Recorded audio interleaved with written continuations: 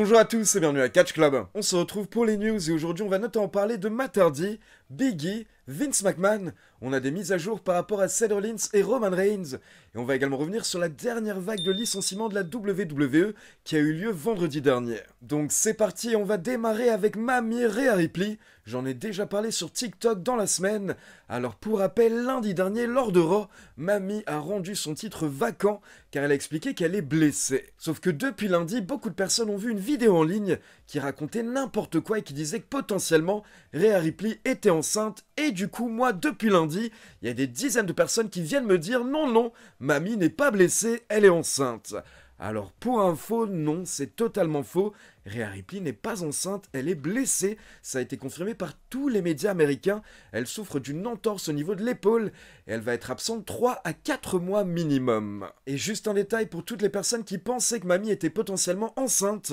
Lors du segment où elle a été attaquée en coulisses par Liv Morgan, elle s'est pris un coup de chaise sur la tête, puis elle a été projetée contre un mur et derrière elle s'est prise un big boot et des coups d'avant-bras. La WWE n'aurait jamais accepté que Rhea Ripley prenne autant de chocs si elle était enceinte. Et justement, si vous regardez la vidéo de l'attaque de Liv Morgan, on peut clairement voir le moment où Rhea Ripley a été blessée. C'est quand Liv Morgan la jette contre le mur. On peut voir que derrière Mamie se tient directement l'épaule. Donc bien entendu, on souhaite un bon rétablissement à Rhea Ripley et je suis persuadé qu'elle reviendra plus badass que jamais. On continue avec une mise à jour par rapport à Giulia, car comme je l'avais expliqué ces dernières semaines, Giulia devrait prochainement signer à la WWE, mais d'abord, elle a encore quelques dates à effectuer au Japon, notamment pour la nouvelle fédération de Rossy Ogawa, sauf que pour le moment, nous n'avions aucune info par rapport à cette nouvelle fédération. Mais il faut savoir qu'il y a quelques jours, Rossy Ogawa, donc l'ancien fondateur de la Stardom, a tenu une conférence de presse, lors de laquelle il a annoncé la création de sa nouvelle fédération, Marigold, et donc il a présenté une partie du roster et il a également annoncé que le premier show aura lieu lors du 20 mai 2024, donc très bientôt. Et donc suite à cette conférence de presse, Fightful a précisé que Giulia va participer au premier show de la fédération Marigold et également la première grosse tournée, et derrière elle devrait signer avec la WWE et se rendre du côté de Performance Center et sûrement à NXT, et donc son arrivée à la WWE devrait avoir lieu vers fin juin ou au mois de juillet au plus tard, selon Fightful. Et comme vous le savez sûrement, lors de la semaine de WrestleMania, Rossy Ogawa et Giulia étaient présents lors des événements de la WWE, et Rossy Ogawa en aurait profité pour discuter avec les officiels de la fédération et potentiellement mettre un petit partenariat en place, ce qui fait que d'après plusieurs médias américains, on pourrait avoir des catcheuses de la WWE dans la fédération Marigold, notamment potentiellement Kairi Sane ou Io Sky, qui pourraient y effectuer une apparition. Et dernier petit détail pour ceux qui suivent les streams Twitch de Kenny Omega, ces derniers jours il a parlé de Rossy Ogawa et le fait qu'il ne lui faisait pas trop confiance, et surtout le fait que Rossy Ogawa était attiré par les jeunes filles, et il n'hésitait pas à utiliser des jeunes filles mineures, par exemple de 13, 14 ou 15 ans, dans ses fédérations ou encore dans des magazines où il les mettait dans des maillots de bain, donc des histoires pas très claires, mais attention, Kenny Omega n'a pas accusé Rossy Ogawa de quoi que ce soit, on va dire directement, mais quand tu entendais Kenny Omega parler, tu sentais qu'il était potentiellement au courant de quelque chose, ou en tout cas qu'il sentait qu'il y avait quelque chose de louche. Donc bon, perso, tout ce que j'ai à dire, c'est que si Kenny Omega est au courant que Rossy Ogawa a fait des choses pas bien, à ce moment-là, faut le dire, surtout si ça concerne des enfants. On enchaîne avec une petite mise à jour par rapport à Bo Dallas, car comme vous le savez, ça fait 2 semaines qu'on a à nouveau des petits teasers, des petits indices par rapport au retour de Uncle Howdy, qui est interprété par Bo Dallas. Donc Bo Dallas va bientôt revenir, mais il pourrait revenir accompagné, car dans certains de ses messages, il parle de nous, donc apparemment il ne serait pas tout seul. Et du coup, par rapport aux options des potentielles personnes qui pourraient être avec Bo Dallas, on a d'abord Alexa Bliss, qui devrait effectuer son retour prochainement, donc peut-être qu'elle va effectuer son retour avec Bo Dallas. Puis on a également Braun Strowman qui attend le feu vert des médecins, et apparemment ça ne devrait pas tarder, donc Strowman devrait également bientôt revenir, et à côté de ça, on a Eric Rowan qui est agent libre, sauf que ces derniers jours, il faut savoir qu'il était prévu pour des shows indépendants, mais qu'il a dû annuler ses apparitions à cause de nouvelles obligations contractuelles. Et derrière, vous avez le média Paintball Insider qui a précisé qu'en effet, Rowan va bien effectuer son retour à la WWE, et selon Paintball Insider, c'est sûr à 100%, et le média ajoute qu'il devrait bien être dans le nouveau clan de Bo Dallas.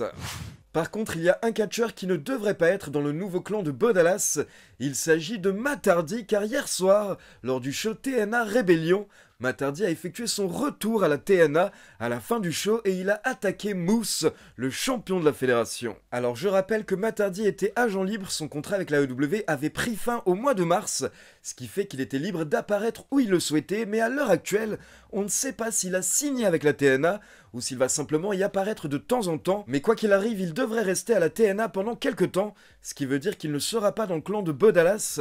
Mais du coup, beaucoup de personnes étaient étonnées, beaucoup de personnes se demandaient pourquoi est-ce que Matt Hardy avait partagé une des vidéos teaser de Uncle Howdy sur Twitter il y a quelques jours. Eh bien, c'était tout simplement pour faire le buzz. Matt Hardy n'est pas bête, il savait que s'il partageait cette vidéo de la WWE, eh bien ça allait énormément faire parler, et vu qu'il est agent libre à l'heure actuelle, son but c'était de faire parler, donc il a partagé la vidéo, ça a fait le buzz, plein de fans sont tombés dans le piège et l'attendaient à la WWE, et au final, derrière, surprise, il a fait son retour à la TNA. Donc c'était tout simplement du marketing, c'était pour faire le buzz. Et logiquement, si Matt Hardy revenait réellement à la WWE, il n'aurait jamais partagé la vidéo avant. Il n'aurait jamais spoilé son retour.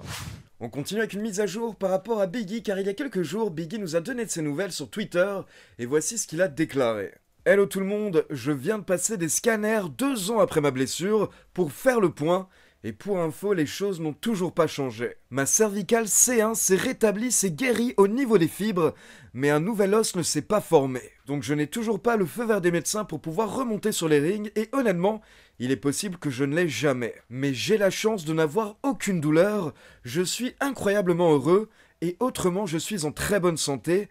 donc la vie est belle. Donc comme vous l'avez compris, Biggie va bien, il n'a pas de douleur, et c'est ça le plus important. Mais par contre, malheureusement, il ne peut toujours pas remonter sur les rings, car même si sa blessure est guérie, il attendait en fait que de l'os se forme autour de sa blessure, et malheureusement l'os ne s'est pas reformé, ce qui fait qu'il ne peut pas prendre de bump, il ne peut pas catcher. Mais honnêtement, le plus important, c'est qu'il est en bonne santé, et qu'il peut avoir une vie normale. On continue avec une rumeur très intéressante, car comme vous l'avez vu lundi dernier lors de Raw, Chad Gable a effectué un heel turn en attaquant Sami Zayn, et apparemment d'après plusieurs médias américains, Chad Gable pourrait avoir un nouveau clan autour de lui, car apparemment d'après les médias américains, on pourrait assister à un heel turn des Creed Brothers qui pourraient rejoindre Chad Gable au sein d'un nouveau clan. Et d'ailleurs lundi dernier lors de Raw avant le main event, on avait eu le droit à une petite vignette de Chad Gable en train de s'entraîner et dans le ring, il y avait les Creed Brothers, donc peut-être justement que ça annonce la formation de ce nouveau clan qui pourrait être très stylé. On enchaîne avec une nouvelle vague de licenciements du côté de la WWE. Donc vendredi soir pendant SmackDown, il faut savoir que la WWE a licencié Jinder Mahal, Veer, Sangha, Xia Li et Xion Queen. Et d'après les médias américains, comme d'habitude, la WWE a précisé aux superstars qui étaient virés que c'était à cause des coupures budgétaires, mais par contre, d'après PW Insider, cette fois-ci, la WWE a été plus polie que lors des dernières vagues de licenciements, et la personne qui s'est occupée des licenciements du côté de la WWE apparemment a mieux fait les choses que les anciennes personnes qui avaient ce rôle, notamment John Laurinaitis, qui apparemment le faisait vraiment de manière très froide. Donc 5 superstars ont été licenciés vendredi soir, et d'après PW Insider, il ne devrait pas y avoir d'autres licenciements ce week-end en tout cas. On continue avec une mise à jour par rapport à la politique de la WWE, par rapport à ses futurs PLE, car il y a quelques jours, Nick Khan était présent lors d'une convention et il a déclaré qu'il y a quelques années, les dirigeants de la WWE se sont posés ensemble et ils ont décidé que pour le futur, à court terme et à moyen terme, la WWE va garder son Big Five, ses 5 PLE majeurs, aux États-Unis et au Canada uniquement, et le reste des PLE serait principalement à l'international autant que possible. Donc en gros, ça signifie qu'à l'heure actuelle et à court et moyen terme, la WWE souhaite que ces 5 pay-per-view majeurs, c'est-à-dire le Royal Rumble, WrestleMania, SummerSlam, les Survivor Series et Money in the Bank, aient toujours lieu soit aux États-Unis, soit au Canada. Et par contre, pour le reste des PLE, donc les PLE on va dire plutôt secondaires, ils sont ouverts à ce que ces PLE aient lieu à l'international, comme on a pu le voir cette année, en plus par exemple des shows en Arabie Saoudite, on a par exemple un show en Écosse, en Allemagne, en France, donc la WWE souhaite de plus en plus que les shows secondaires soient à l'étranger, mais par contre elle va garder son Big Five uniquement aux États-Unis et au Canada pour le moment, ce qui veut dire que malheureusement pour le moment c'est mort d'avoir un WrestleMania en France. On continue avec une rumeur par rapport à Vince McMahon et attention, je précise bien que c'est une rumeur qui est sortie il y a quelques jours dans le média Wrestling Observer. Alors d'après le Wrestling Observer, il y a certains acteurs majeurs du business qui pense que Vince McMahon pourrait lancer une nouvelle fédération quand il le pourra légalement. Car actuellement, pour info, Vince McMahon ne peut pas, depuis qu'il a démissionné de la WWE, il a une clause de non-concurrence d'1 an qui prend fin au mois de janvier 2025. Et donc derrière, après le mois de janvier 2025, si Vince McMahon le souhaite, il pourrait ouvrir une nouvelle fédération, et comme je vous l'ai dit, d'après le Wrestling Observer, il y a certains acteurs majeurs du monde du business qui pensent que Vince va ouvrir une nouvelle fédération. Mais par contre, à côté de ça, le Wrestling Observer précise également que la majorité des gens dans le business, par contre, ne pensent pas que Vince va ouvrir une nouvelle fédération, et à l'heure actuelle, Vince n'a effectué aucune démarche par rapport à la création d'une nouvelle Fed. Donc comme je vous l'ai dit et comme le Wrestling Observer l'a précisé, ce n'est qu'une rumeur à l'heure actuelle, il n'y a qu'une poignée de personnes qui pensent que c'est possible, mais tout le reste du business pense que c'est impossible, notamment à cause des affaires judiciaires et légales qu'a Vince McMahon à l'heure actuelle, et également le fait que la majorité des grands catcheurs de la planète sont signés à l'heure actuelle à la WWE ou à la AEW. Mais voilà, je voulais tout de même en parler parce que j'imagine que ça va être repris par d'autres médias lors des prochains jours, et donc je voulais clairement préciser qu'à l'heure actuelle ce n'est qu'une rumeur, et honnêtement à l'heure actuelle il y a très peu de chances que ça arrive. Et on va terminer avec une mise à jour par rapport à Seth Rollins et Roman Reigns. Donc d'abord, il y a quelques jours, Becky Lynch a révélé lors d'une émission télé que Seth Rollins a été opéré au genou mardi dernier pour sa déchirure du ménisque. Donc pour rappel, il s'agit de la blessure que Rollins avait subie quelques semaines avant WrestleMania, et avant WrestleMania, il avait décidé de ne pas se faire opérer, mais simplement se reposer afin de pouvoir catcher lors de WrestleMania. Mais maintenant que le plus grand show de l'année est passé, Rollins a décidé de se faire opérer afin de totalement régler le problème et d'éviter d'avoir des problèmes dans le futur à son genou. Donc bien entendu, on souhaite un bon rétablissement à Seth Rollins qui va être absent quelques temps, et à côté de ça, comme vous l'avez vu, Roman Reigns est absent depuis WrestleMania, ce qui fait qu'actuellement Solo Sikoa est en train de prendre le pouvoir au niveau de la Bloodline, et pour info, d'après le Wrestling Observer, à l'heure actuelle, il est prévu que Roman Reigns soit absent indéfiniment. La WWE n'a pas de date précise par rapport à son retour, ils vont tout simplement observer comment la storyline de la Bloodline va évoluer, et quand ils jugeront que ce sera le bon moment de ramener Roman Reigns,